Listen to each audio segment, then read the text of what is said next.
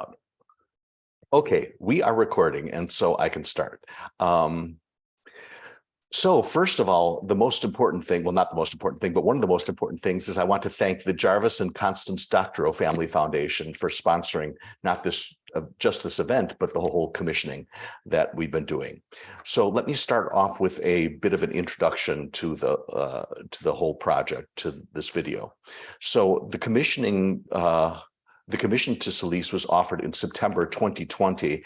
Actually, as Celisse was driving across country, she was moving from Brooklyn to California. So I had her on the phone while she was in the middle of the Midwest and talking about this. And as you'll see when she talks about this in the video, that she was very, very hesitant to accept the commission, but thankfully she did, and you will see why.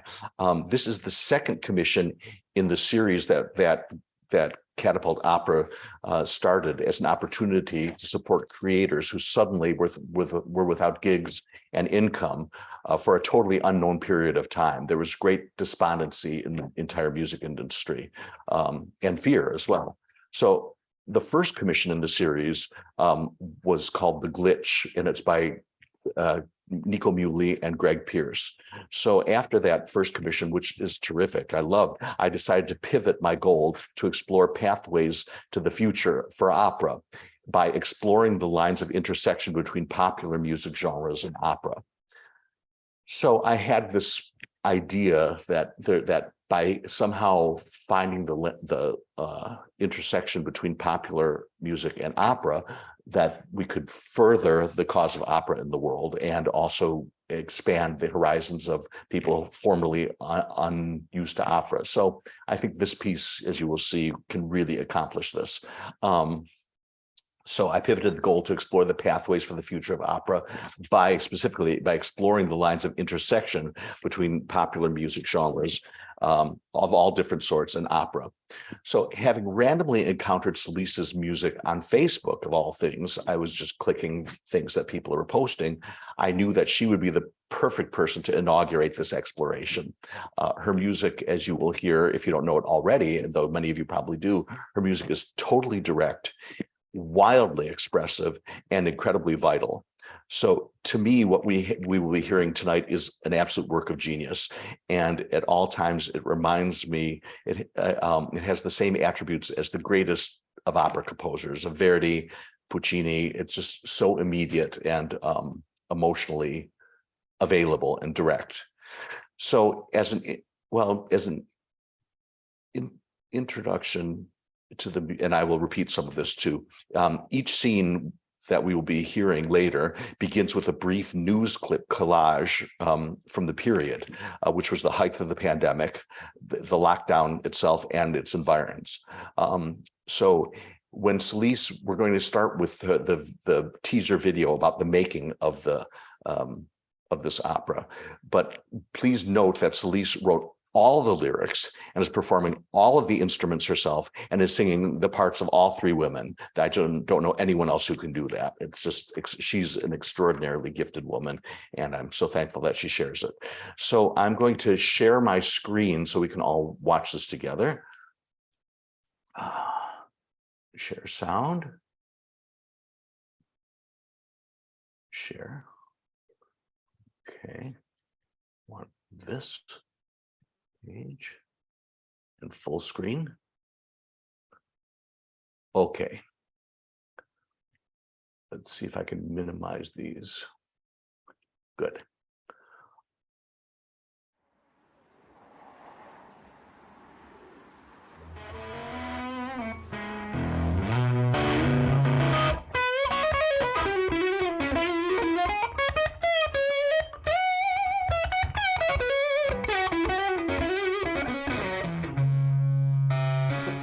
What's happening in the next few weeks? So what's happening? I am going out on tour opening for an amazing band called Lucius.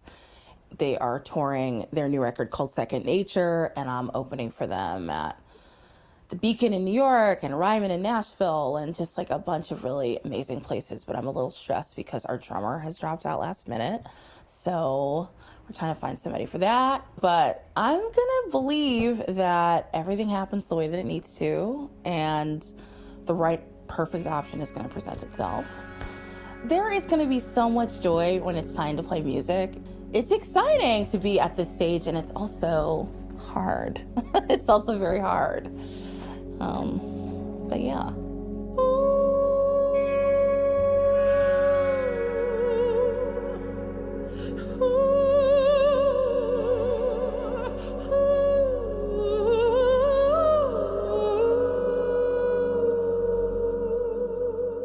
I never thought about writing an opera in my life. I would say of all the genres of music, it's probably the space of music I know the least about.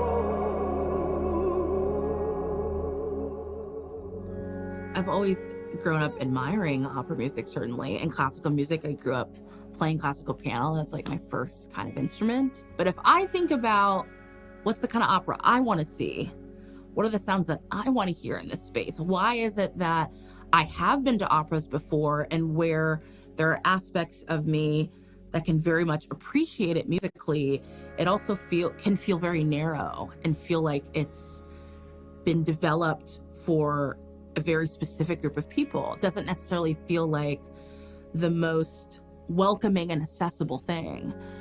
And when given the opportunity then to create something with no boundaries, it's like, well, how do I write the thing that has arms that are open wide to anybody?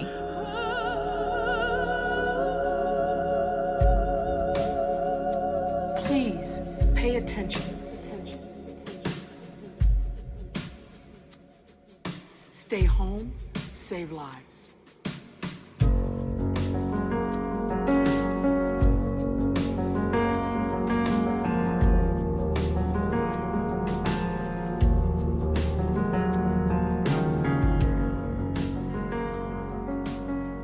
I ultimately said yes to doing this project with Catapult Opera because the only directive that was given to me was that it would be served being sung by classically trained singers. That's it.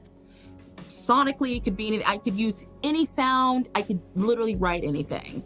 And initially the thought was a bit daunting because I even asked Neal Goren, who's the artistic director of Catapult, who approached me about this. I initially said, well, can you give me some examples of how flexible opera is?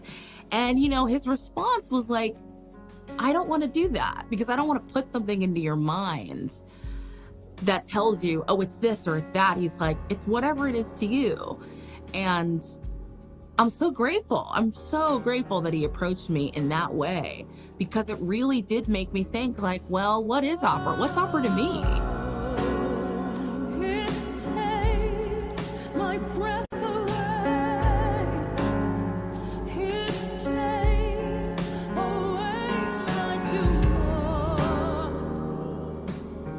So I was looking for any kind of anchor point of what on earth, how would I start to create some ideas of what to write about musically, right? And at the time, all my sort of ideas kept coming back to the fact that I couldn't imagine more fertile ground than writing about the experience we were all in and presently in, experiencing the global pandemic of COVID-19. So I interviewed all the close people in my life. I called my mom, I called my sisters, I called my brother-in-law, I called my best friends. But most importantly, I called people that I could trust and say, I want to hear your experience in the hopes that it would inspire me. What I found over talking to person after person is, man, we have so many similarities, more than we think.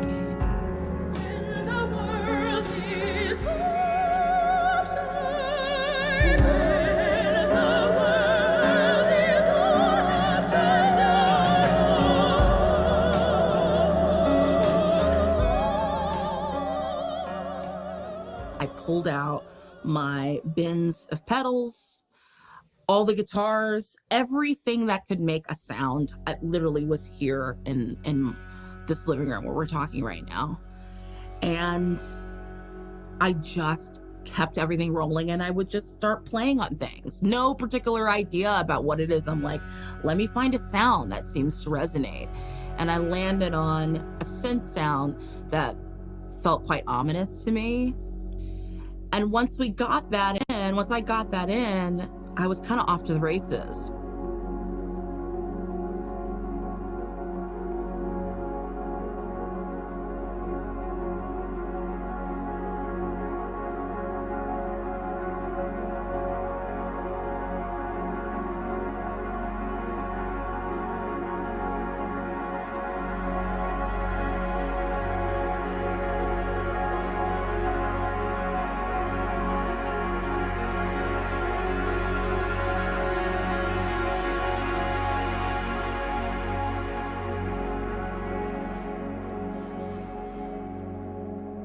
It was really, really fun and really freeing, actually, because I just felt the excitement of trying things, of trying new things. And what it did subsequently was not only open my mind to new ways of creating music, but it actually opened up my spirit and soul to new ways of looking at music, and has directly affected my own music as a singer-songwriter. So once I started to get some sounds going and I had some idea about the world that at least this first piece would live in, I had to think about who's in this opera, who are these people, who are these characters, and I decided to make it about 3 women. And they represent sort of 3 archetypes, I think, of these sort of the experiences I heard in all the interviews that I did. One of these women, woman 1, is how she's referred to in the piece, represents that early COVID anxiety, the anxiety that we all had when no one knew what anything was. Woman 1 encapsulates the real fear of death, of dying, of losing your own life or watching your loved ones go, and also the horror that we've experienced and continue to experience of losing many, many people every day. So woman 2 represents the experience of people inside of the pandemic who, even amidst its challenges, have found some hope and some peace in this time. And woman 3 is a frontline healthcare worker. She is the nurse. She is the doctor. She is the medic. She is that person who, from the time we started getting rumblings about this, when it broke in China, has been at the hospital every day and has to isolate from her kids and doesn't have the right equipment at work, is not technically set up for success, but shows up every day. It felt really important to write something in that person's voice the best that I could. As in every single interview, there would be some mention to the people that are really saving our lives. And when I think about this experience we've all been in, I think about it more than anybody, the nurses. I think about the nurses so often because I just think, like, what superhuman empathy you have to have. Oh my God, what a deep, unbelievable call to service you have to have withstood such a challenging situation. If everything was in support of you, but to do these jobs and to have naysayers and to not be given the right equipment to even protect yourselves, it's like these people are truly heroes walking among us, right? So that is woman 3. And in a way, I'm all 3 of these women. I definitely hear my experience in woman 1 and 2, and I hope to be woman 3. Case numbers going up everywhere. And case numbers rise exponentially because every infected person, whether or not they've got symptoms, is infecting, on average, more than one additional person. We're nowhere and so if near you've got where we need to any, be on you're about testing. to have a Let's lot. just on Wall be Street today straight with with the Dow folks. taking yet That another first major opening piece, to me, it's, you know, if it were a film, I mean, I'd like it to be a film. It's seeing 3 different women from 3 different apartments all at the same time on, what was it, March 13th, be told, you can't leave your house. Wait, this can't be. I don't believe in things I cannot see. So maybe we are free. Whoa, say it isn't so. How can we know if this will be the Yeah, so my thought about Woman One Song, because in my mind, she is, you know, a 20-something woman in a metropolitan city. I thought about New York. I connect to New York because, you know, that's where I've lived for a very long time. And I'm thinking about the shutdown in these early days and, you know, maybe, I mean, quite frankly, maybe even the days leading up to that shutdown, you're trying to get on the subway train and you're feeling this anxiety of what's going on and what you'll be doing. And I'm hearing people are wearing masks in China, right? And so from the beginning of that song, you really start to get a sense of that anxiety. We're hearing those train cars. And then you're hearing the muttering of the sounds of people on the train around you, right? And there's something about that to me. I even still now 2 years in, when I think about people close to me talking and spit and sweat and all that stuff, it just was really fun to play in this world with things that you wouldn't normally necessarily expect to be the rhythmic drivers, right? But they're all synth sounds other than that slap on the 4, 1, 2, 3, 4.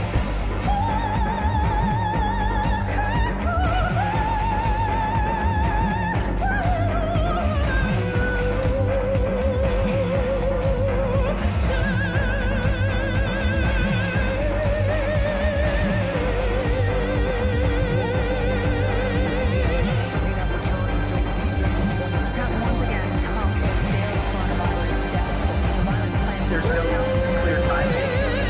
There's nothing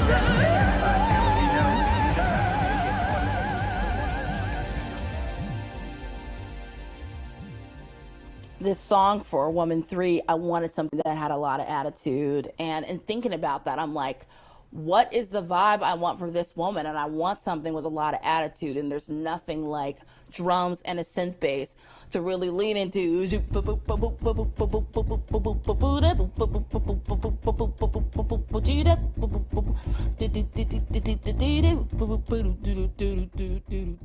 Yeah, so in my mind, this is the first responder who, it's almost like she's ending a shift. She's bone tired, just completely worn out. It's like all of a sudden she goes from being this tired, worn out person to this freaking superstar, to this person that everyone is like, oh my God, I can't believe it. I can't believe I'm looking at her. I can't believe I'm so close to her. And she's like dressed to the nines, her hair's done, her nails did, makeup, and like all of it together. And she's about to take her walk. It's a parade. She's about to have sort of her Miss America moment. We'll get through this.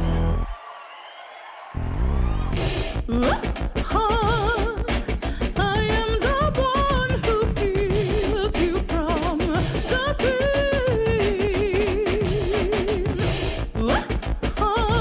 I am the fear that keeps you from going insane.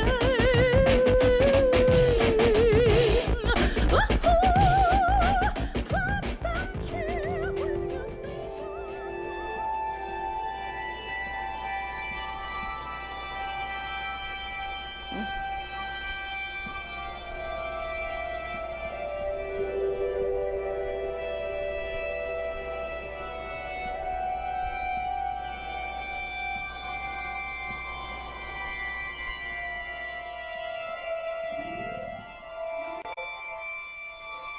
I love that with like a glissando. It does like, it sounds like the flute kind of going, doing that thing, you know?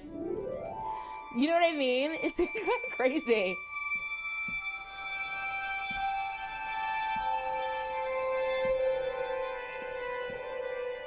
Someone would have to kind of tell you what the sound was to really be able to identify it. But I loved it so much because when I landed on it, I was like, oh my God, we've got like a flute sounding thing and like a low bassoon sounding thing. That's really cool.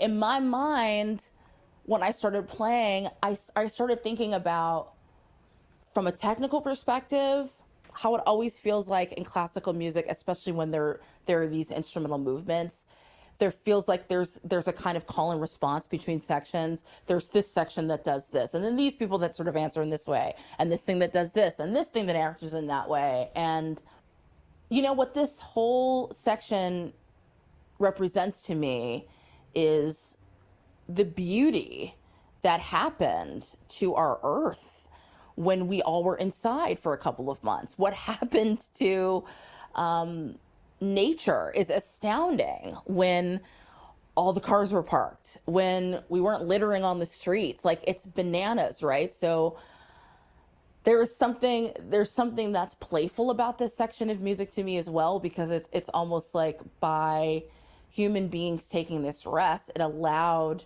this space for Mother Earth to really come out and play, and all of its creatures to come out and have, you know, these sort of moments together. So those two in particular, that's what's happening. They're sort of dancing with one another. Think about a whale. Think about a hummingbird, you know?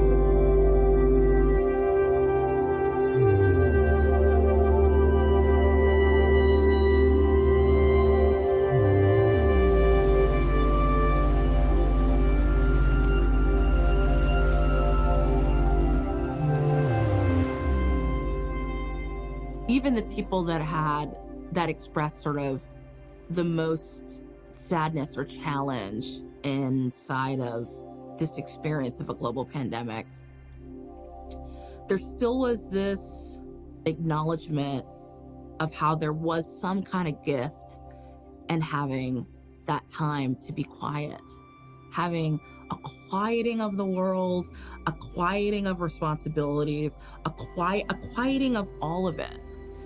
And how that's really, really hard and also really needed. The fact that, you know, this is what is actually most healthy for our planet and also most conducive to my personal mental health is a miracle. I think it's also been a great opportunity for me to do some self-reflection and to see, like, what actually is, what do I want, what is normal, what is good, and trying to find a way to redefine that. My soul is alive inside of quiet.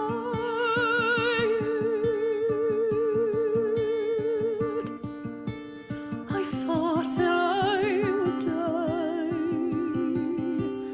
but I have been reborn.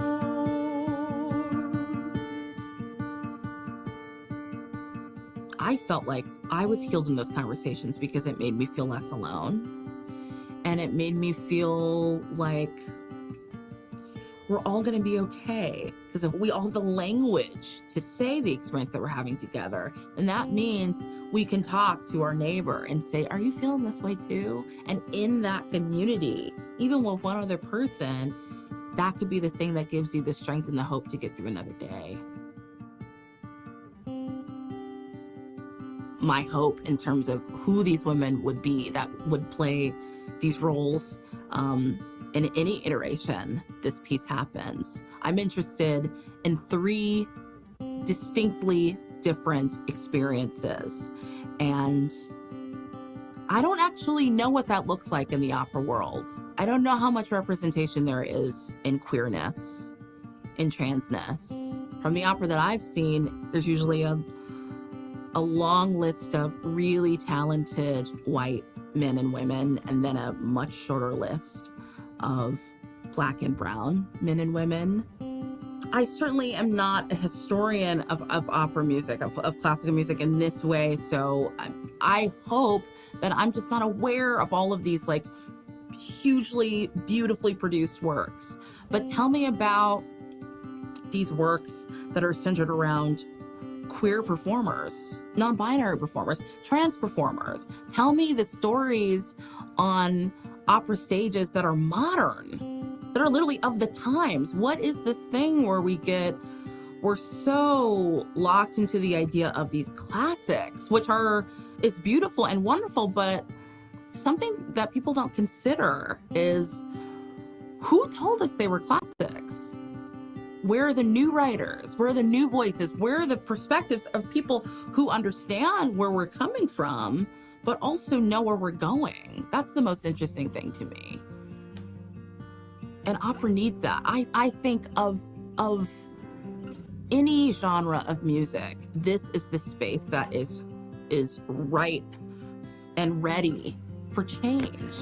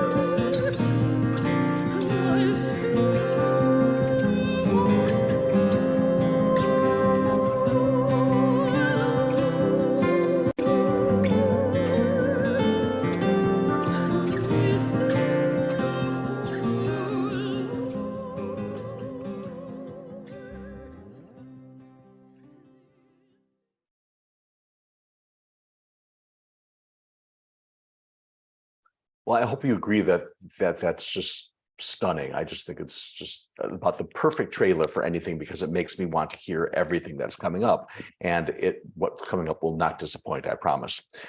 So a couple of reminders. I'm keeping everyone muted, and if you have questions for either me or primarily for Celisse when we get to the end of listening to these 4 scenes, just put it in the chat, and if there's time, I'll ask all of them. If not, I'll try and choose the ones that are the most that will be the most interesting for everybody listening. So again, I really, really want to thank the Jarvis and Constance Doctorow Family Foundation, who basically paid for this commission. And so they're the ones to thank for what you're going to hear and what you just saw. It's something extraordinary. And again, I do want to remind you that each scene begins with a news clip collage from the period, which again was the height of the pandemic and the lockdown and its environs. All 4 scenes were intended to be performed directly in one going into the other, but I'm going to introduce each one at the top, especially for people who came in late.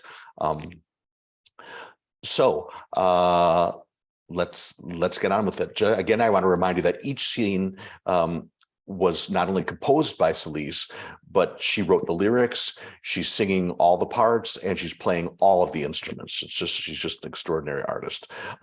So we're going to start with first scene, of course. in which we hear all of the three women, and she's singing all of the three women. So I hope you can differentiate them. You can certainly differentiate them from the sentiments, and her English is terrific. So again, as she said, imagine them each alone in their own apartment in a major metropolitan city, expressing their thoughts about the new situation of COVID lockdown in which they find themselves. So woman one expresses her COVID anxiety and expresses the fear of her own death and that of her loved ones. Woman number two tries to find hope and peace in the pandemic. And woman three, we later find out, is a frontline worker trying to make a difference against all odds. So let's start with the first scene opening. Case numbers going up everywhere. And case numbers rise exponentially because every infected person, whether or not they've got symptoms, is infecting, on average, more than one additional person. We're nowhere near where we need to be on you're about testing. to have a Let's just on Wall Street be today straight with the Dow folks. taking yet another major The plunge right coronavirus before the crisis closing is bell. turning into an eviction crisis as a federal The moratorium increase in the protecting number of millions of cases Americans from continues. losing their homes expires. And that is the U.S. now what has we're surpassed watching every Italy day. as the country with the most total deaths Scramble from for medical coronavirus. equipment descends into chaos. Dr. Fauci said they did I not want to say ask you, we got said a very minute strongly. left in this. Masks We are are confronting not a new good. milestone Then he in the changed his mind. He said COVID-19 masks pandemic. are not There good. have been 6.8 million cases here, and by some counts, we have New reached signs of a false surge and 200,000 perhaps deaths. an even more painful winter as coronavirus cases soar in the U.S. have been going up and will continue to go up. First, this is not going to be a quick situation. Way more people dead. This is going to be weeks, months. I would calibrate ourselves. This is not going to be gone next week. It's not going to be returned to normal next week.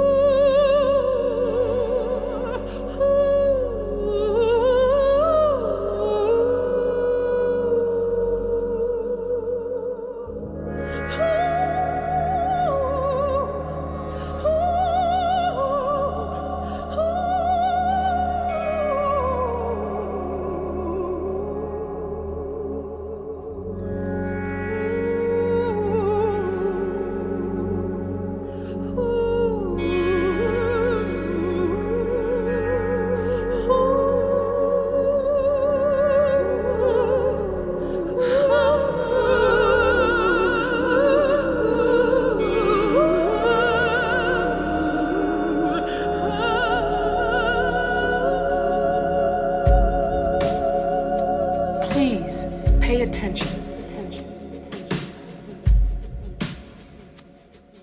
Stay home, save lives.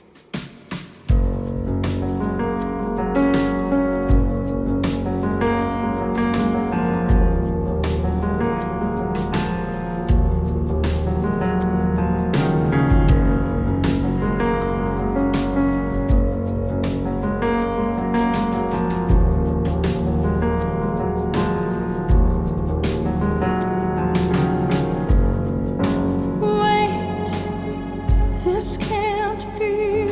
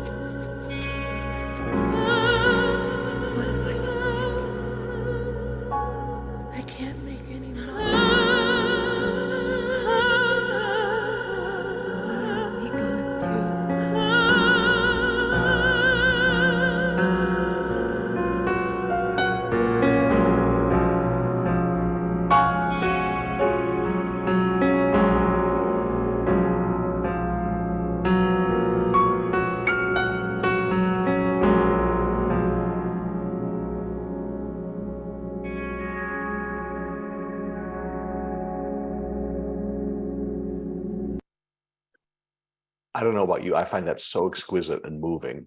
I just think it's something amazing. So let's move on to scene 2, which would have been directly following scene 1, but I want to introduce it. In this scene, it captures the anxiety of the time expressed by woman 1. She feels lost, hopeless, and actually angry as well at the change in her life and at the change in the world.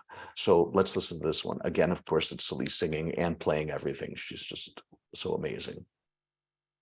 And this is, by the way, this is the title track, When All I Knew Changed.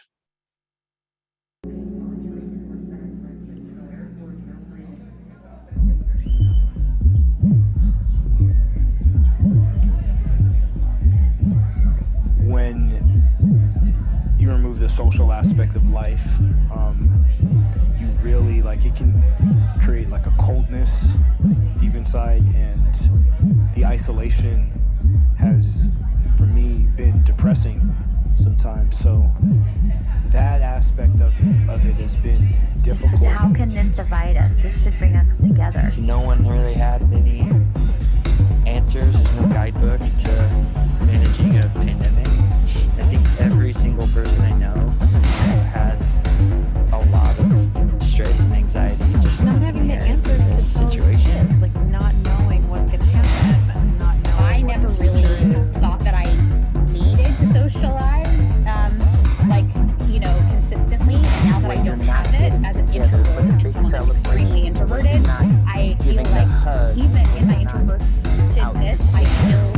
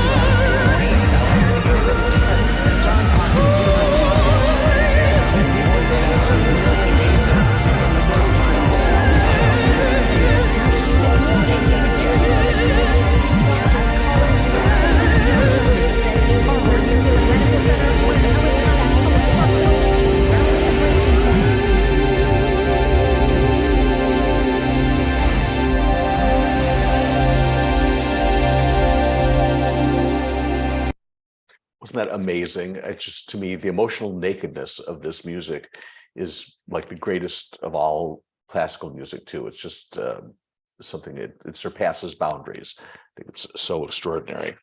So the next scene 3, up here, as you can see, it says Simple Life. However, earlier on, it was called A Quieting of the World. That's what it was called in the video, but it's gone back and forth. Either it's described perfectly either way. So in this movement, which is the longest of the scenes, woman 2, we finally get to see her alone. She finds peace and hope in isolation. The music expresses the beauty that overtook the world when humans were taken out of the equation, leaving space and quiet for animal voices around the world to be heard. As you may remember, in parts of India, the animals would come from the forest into the streets of the major cities, and so she references the animal voices with the woman in contemplation and finding peace and hope within the isolation. So here's movement 3. Again, it's Celisse singing woman 2, just exquisitely. She's such a gorgeous voice too. Enjoy.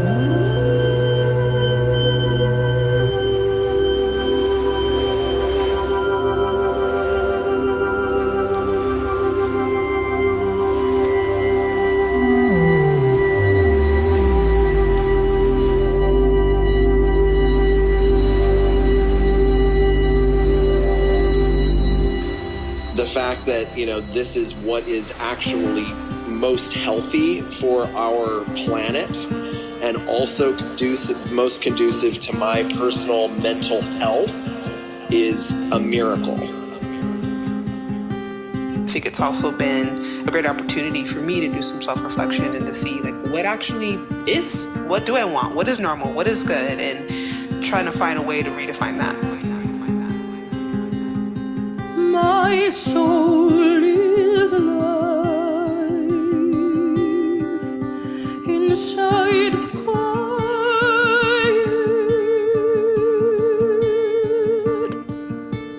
I thought that I would die, but I have been reborn. I mourn for the loss of sacred souls. I'm told the darkness took away.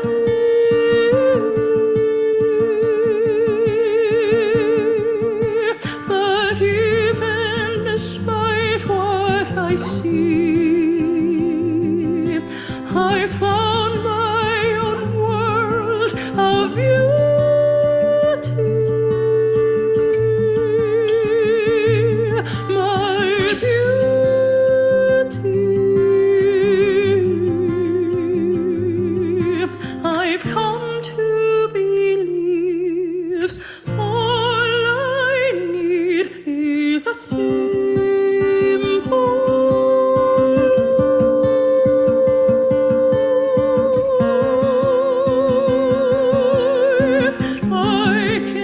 Through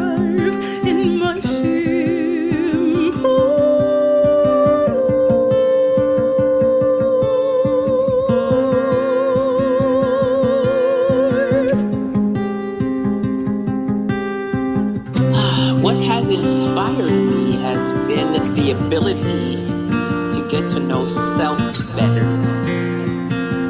Because you're not all stretched out trying to go here, trying to go there, trying to fit this in. But when you're finished your workday, there's still plenty time for self-care.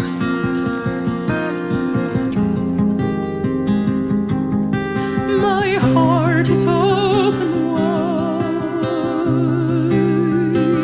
inside the silence.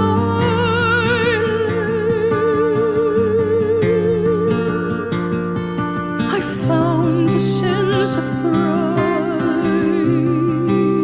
in all that I can do. It's true, I have never been allowed to work in my way.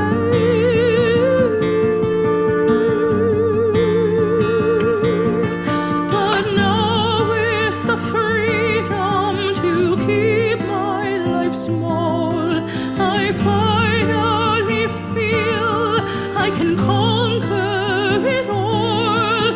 I cannot believe all my fears have turned into beauty.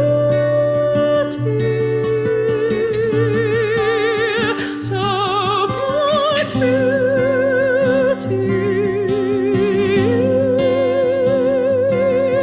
I hope you can see. You might need a simple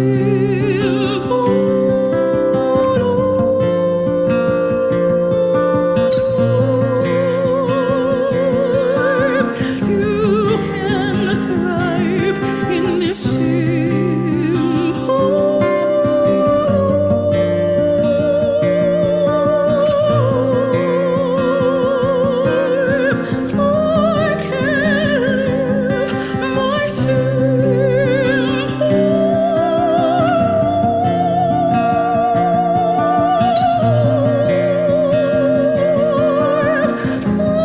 thank God for the simple,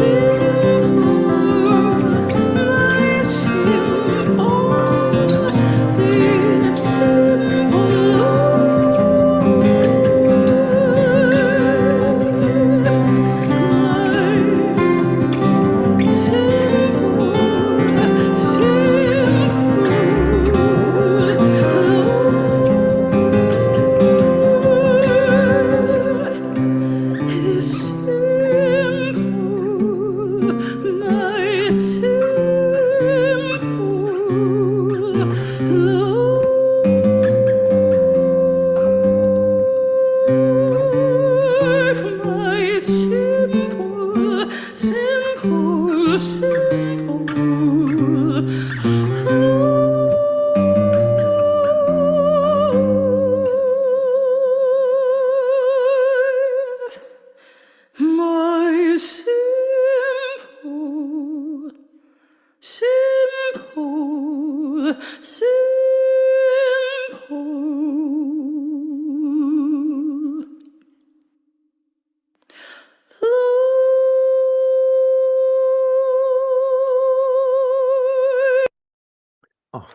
to me, that's just so gorgeous and profound and just beautifully profound and touching, everything that I want in a performance.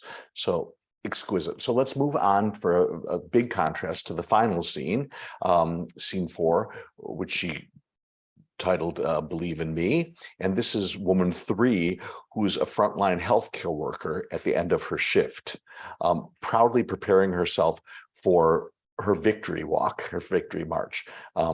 And this harkens back to the period when hospital workers were rightly lauded as the heroes that they were. Excuse me. So Celisse wanted the music to capture the character's pride and her newfound cockiness.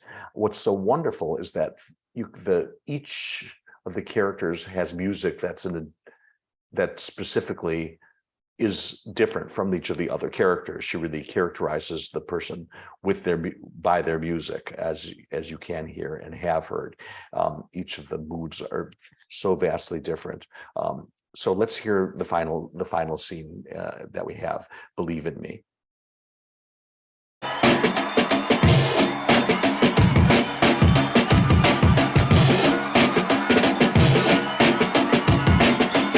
I want you to know first and foremost how grateful, and I mean this from the bottom of my heart, how grateful I personally am, and my family is to all of you. All of you.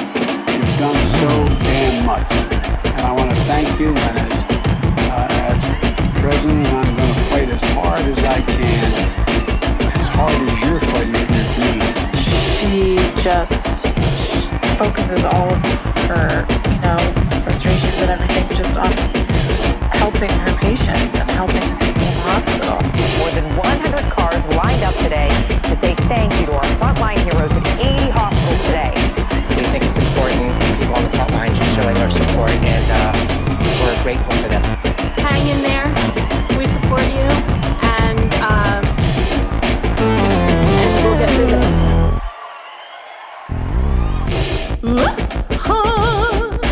I am the one who heals you from the pain.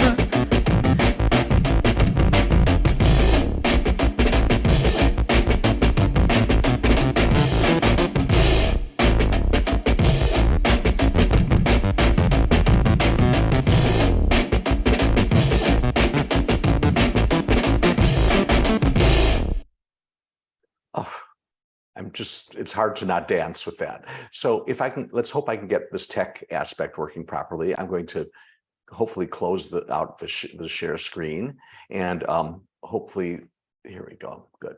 And hopefully Celisse has joined us. Let me see if I can find her.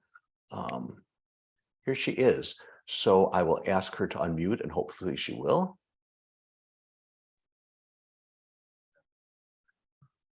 Can you hear me? Yes, and there you are. Hi. Hi, Celisse, Neal. thank you so much for this fabulous recording. It was just exquisite. Are you in California now? I'm in California right now. Yeah. Fabulous. So we have quite a few questions.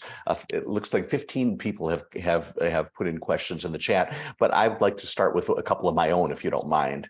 Of course. The first one is, now that the COVID lockdown is thankfully in our rearview mirrors, do you feel that what you created is still relevant? That's a great question. I don't even know if I'm the one to answer that question. I guess it would depend on how other people see it. I think, I mean, I would say so, mostly because the title of the piece is, I think, it represents a collective experience of being in a new world now. Everything has changed since the lockdown in big ways and in small ways, depending on the people that you talk to. Yeah, and so I think what I was going for at the time in working on this, you know, at the end of 2020 and through 2021, was trying to speak to 3 particular different kinds of experiences in the heat of COVID. But I think Simple Life in particular, I feel is the movement we listened to right before this, that feels so appropriate for any time, whether there was or was not a pandemic. The idea of how so often our most beautiful moments in life come from when we have the ability to get quiet and still and focus on what is simple and true and right in front of us, right? So I do still feel that it's relevant. I certainly hope so, but I do too. So I was thinking, do you think that people will be willing to relive that painful time? Right. That's an interesting thing too, right? I think, I mean, I think everybody's different, right? There are some people, understandably so, many people who are like, I never want to see a mask for another day in my life. And so, I don't know, it's interesting because no one ever really officially announced COVID's over. Like that, you know, technically it's this thing that we're all just kind of living with now. Obviously it doesn't have nearly the implications it did before, but I don't know. I think it would depend on the individual. I sort of, COVID was the doorway in to talking about ultimately just human experience, right? Yes. And so hopefully people would still continue to connect to really the humanity that's in the music, as opposed to the idea of us needing to be in the heat of a pandemic to understand it. Well, actually, because of your music is so full of life and passion, we can enter into the characters and live vicariously through them. I don't know if that was your intention, but it's certainly it's contagious. And like the last scene, the Believe in Me, I was thinking, will the audience get up and dance? I wanted to. And are you okay with? Would you be okay with that? Yeah, I mean, you know, the vision I have. We talked about this a little bit in this process, but in my dream world, if this piece gets to happen, and I mean, I hope it is able to happen in all different kinds of ways, but if I got to really do it in the digital medium that's in my mind, you know, this scene would be you know, a nurse walking through the street in dressed to the nines, being celebrated, people dancing all around her, right? And so I very much think of that movement as being incredibly celebratory and really focused on celebrating the people that we don't acknowledge enough. And, you know, it's another, speaking about COVID in particular, we're able to talk directly about, like, you know, these folks working on the front line and healthcare workers, but there's so many people that we could put in that category, teachers. And I mean, I come from a long line of teachers, so it's always the first thing I think of too, in terms of people that do so much for our world that are never really acknowledged, right? So I certainly hope if people wanted to dance, they sure would. So that brings me to the next question. Would you be open to expanding and structuring the work to make it a full live performance opera, a full evening, like 60 minutes or more? Yeah, I mean, my gosh. You know, when you first called me about doing this, Neal, I'm sure you'll remember that I was like, I mean, I don't know. I don't know if I can write an opera. I have no idea. I've never done that before. So Right. So I don't know. And so I guess now, having done what I've done so far, I certainly, I had a lot of fun, and I sort of am like, I don't know, like with the right timing. I mean, there's so many things I could say about it, but ultimately, at the right time, with the right availability in my schedule, I would love to dive back into this world and to be able to sort of create something that has a beginning, middle, and an end, for sure. Yeah. Cool. You know, how it stands now was much more music than we ever even initially intended. Exactly. You know, Yes, it was supposed to be 10 minutes, but then I just started kind of going. It's like, well, what about this? What about this? The muse bit you. So thank yeah, goodness. that's right. I'm so glad. Right. So that you know, I'm really glad about that, because I can also, like you, foresee it in any number of different ways. So Sharon and Jeff Alexander wrote, Neal, how many conversations with Celisse did it take for her to say yes? Why don't you just answer that? I mean, just a couple. I mean, we had that one really big, juicy one when I was driving. I was literally moving from New York to LA. Yep. I was in a moving truck talking to you, where you sort of first presented the idea. And then I called my dear friend Jake Heggie, incredible opera composer. I know that you know, composer of Dead Man Walking and Moby Dick, and I mean, so many things. 3 Decembers, so many pieces. But you know, I just sort of threw the idea out to him, because Jake has always been, of the people that I've known, he's a straight shooter. He'll tell you the truth. And I knew that Jake would be the first to be like, I love you. Absolutely not. Don't do this. You know, but he was like, why not? He's like, why not try? Especially because I think the thing that I found to be the most appealing was that your only real directive to me was that it would be served being sung by classically trained singers, and that it could literally be anything, which I thought, well, I can make all kinds of, I could make all kinds of things. And, you know, at the time, I, again, thought I was just signing up for 10 minutes. And, you know, so because there were so few parameters around the idea, after thinking about it for, I don't know, probably about a month or so, I was like, why not? Especially at that time, I was like, you know, who am I as an artist to turn down work in 2020? Right. You know what I mean? So, yeah, sure do. Yeah. I mean, it's interesting that sort of freed you, because I remember, I'm paraphrasing here, Stravinsky was offered some commission at some point, and he said, so what is it you're looking for? And they said, well, whatever you want. And he said, that doesn't help me at all. He said, I want to know, right? He said, I want to know how many minutes and what orchestration you want. He said, the more strictures I have, the easier it will be for me to create. But I think sometimes that does help. I think in plenty of circumstances, parameters are really helpful. I think for me, if it had been any other way, I just would have felt out of place, because I have never pretended to be anybody's opera composer, right? So I'm like, because well, guess what you are. Idea, well, oh my God. But you know, I think because the idea, you know, one of these sort of major foundational tenets of Catapult is in bringing, you know, new composers to this space that have never worked in this space before. Right. It really did kind of allow me to go, well, I don't know. The worst thing that could happen is if I write something terrible, I still got some money to pay my rent, and I tried, you know what I mean? Right, So it's nice that. But instead, you people gave us like something it. for the ages. I'm really Oh just my gosh. deeply, profoundly thrilled with what you've done. Thank And you, I think I Neal. can say that I'm sure that everyone here would agree with me about that. It's so thank you. just exquisite and touching. It's so touching. Thank you.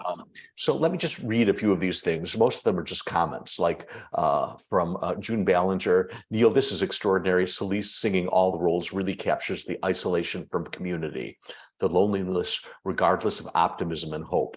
And what a voice she has. Thank you. So are you classically trained as a singer? This is so funny. I mean, technically, no. I think my mom might be here right now. I think my mom is one of the participants. Hi, Mom. Say, hey, Thank Mom. you. But so both of my parents are a rare breed, both classically trained singers or choral conductors, really. Both of my parents. My mom has a double bachelor's in violin performance, vocal performance, and master's in choral conducting. Wow. My dad has a double bachelor's in piano performance, vocal performance, master's in choral conducting. So I came up in a household with incredibly cultured, trained musician, singer, choir teacher folks who were working in the classical world at school, and then also were choir directors at church. So I was getting sort of both of these sides. And so I technically never took lessons. I never, sort of nothing like that, but there really was so much learning through osmosis, I think. And so, yeah, I your mean, range is amazing. Well, thank you. You know that my intention, ultimately everything got sung by me because that was the best way to make it happen in my apartment. But I'm very excited at the idea, the thought of hearing other people sing this music, because I definitely was just in here trying to do my best impression of what's going to happen, I'm sure. singer. So let me move on. Cecile Henderson, is that a relative of yours? That's my mom, yeah. Oh, well, she wrote in, Celisse, this is simply beautiful, creative genius. I couldn't agree more. Kudos to you, and I couldn't agree more. Additionally, your voice is truly amazing. You thrive in any, quote, any music genre. Do you find it challenging changing from your rocking out up-tempo driving styles to this new floating angelic operatic style? It takes my breath away. First of all, thanks, Mom. Do I find it challenging? No, I mean, I think part of the great thing about, well, to sort of connect the dots, actually, when I was growing up, my older sister and I, my mom first started in, was in elementary school music for a long time. She was in elementary school music when we were in elementary school. And after school, my mom— Is that here in New York? No, that was in the Bay Area of California.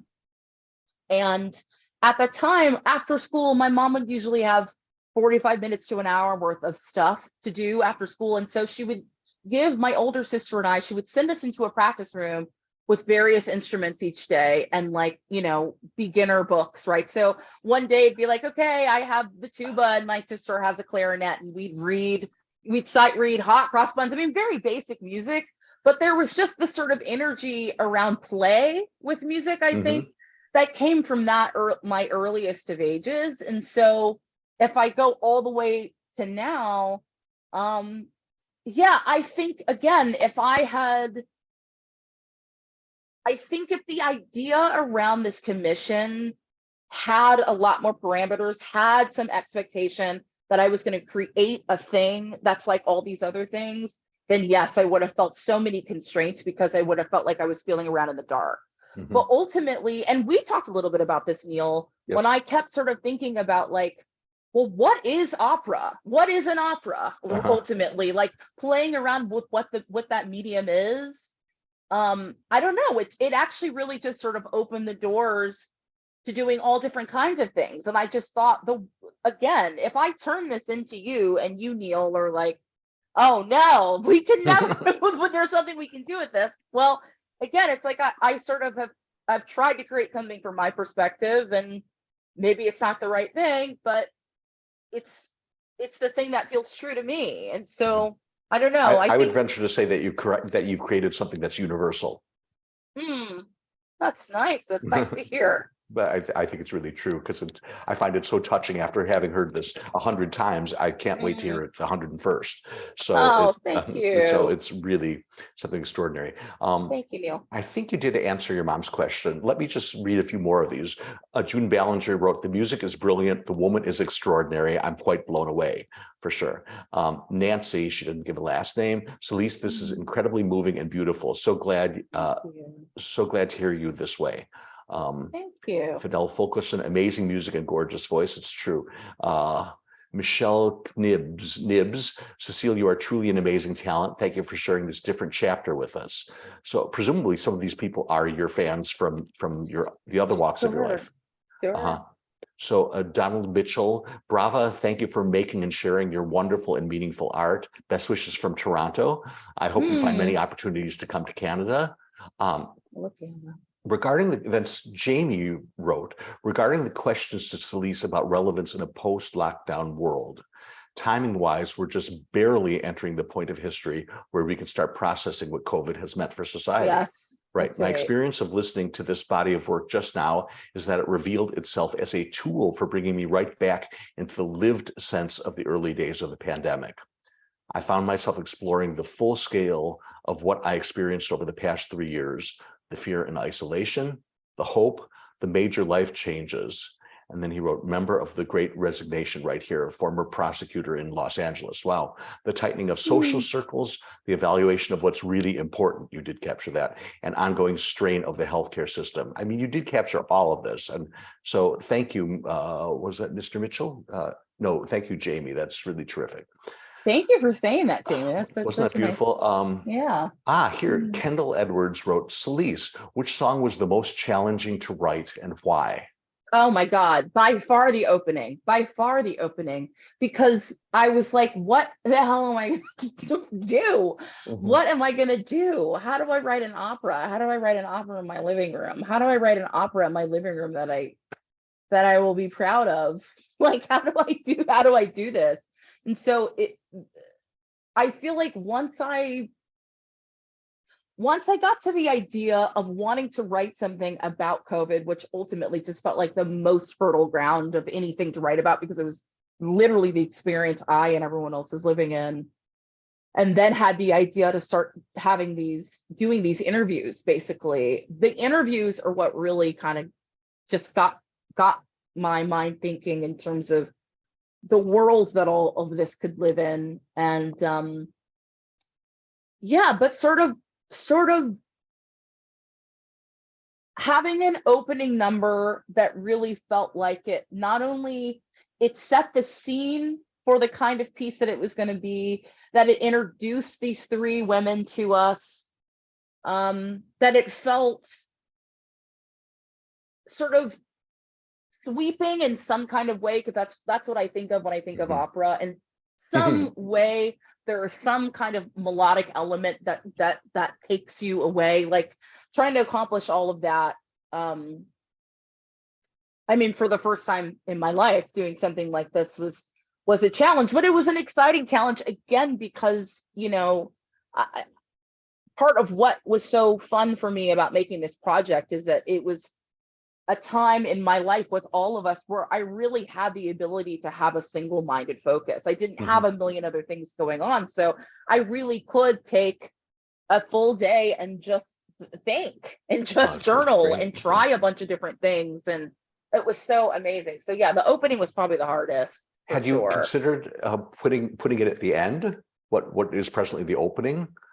Okay, so there is certainly, yes, I have. And also it just all kind of depends on, what happens with this piece, right? Because there's a world in which,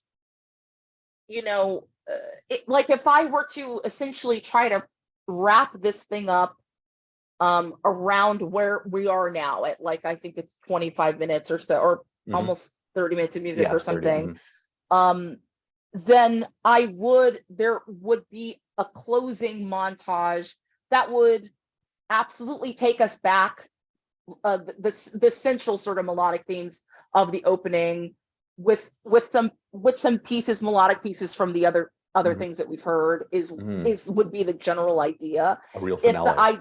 Right, exactly. If the idea was to extend this piece, then I wouldn't probably revisit it again until another 30 minutes of music. You know what I mean? So I don't know. It just would all depend, but it definitely feels like we will see what we heard in that first movement again at some point. I just love it so much. I can't hear enough of it. So anyway, let me read a couple more of these. If the goal was making opera accessible, you crushed it. That's from Jamie. Thanks. Yes, Thank exactly. you. And then June Ballinger wrote, gosh, I don't feel post-COVID. I'm watching this as my 69-year-old husband lies in bed listening with COVID. I've been kicked back to 2020s, isolation, sanitizers, social distance, and masks after being relaxed for a few months. This is an important benchmark in the ongoing journey of a new viral world. We will adapt, but we won't go back as before. Our world has changed. That makes sense. So someone who doesn't identify him or herself, thank you for showing us the universal language of opera with your beautiful work. Congratulations and brava. Have you thought about writing a song cycle? Oh my gosh, I have thought about doing a million things. It's about cloning myself to be able to do it all at once. Yeah, I mean, a song cycle could be cool to do at some point in my life. I don't know. I'm not actively thinking about it at the moment, but maybe at another Well, you're time. very busy and you're in a lot of demand, rightfully so. And I would be shocked if this does not open up other doors to who knows where. I mean, it's just so exquisite. So Tiffany Regal wrote, Celisse is outstanding in caps, and I absolutely love this. So glad I was able to join. This is magnificent, and I can't wait to see where it goes. So that's a selection, and I just want to thank you so much, not only for showing up today, but for showing up big all the time and really sharing your incredible gift with all of us.